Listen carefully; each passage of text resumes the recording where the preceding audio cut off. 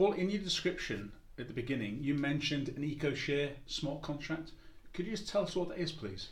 Yeah, the Ecoshare Smart Contract will enable the rider and the driver to connect together and enable the ride to happen. A smart contract is an if this, then that, and is a process within itself. It's automated. You can't alter it.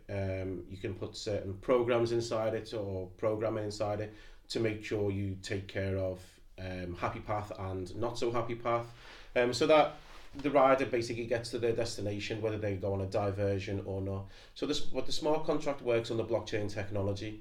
The problem is again, like I explained in the last video, blockchain technology uses cryptocurrency.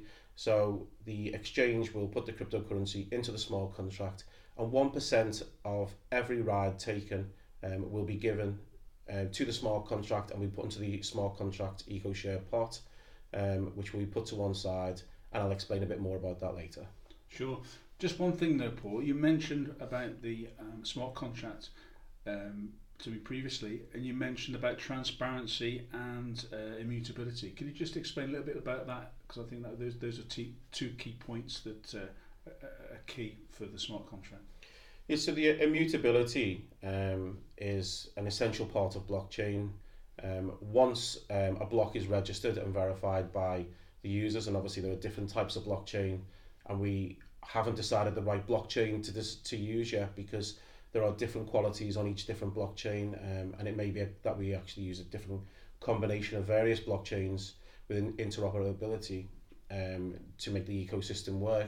But the immutability of the blockchain, which means that it can't be altered, will make sure that the right fare is charged by the driver to the rider in the case of, say for example, a diversion. If they go from A to B but they're going via point C, the smart contract will take care of that and make sure that the customer pays the right fare and isn't overcharged.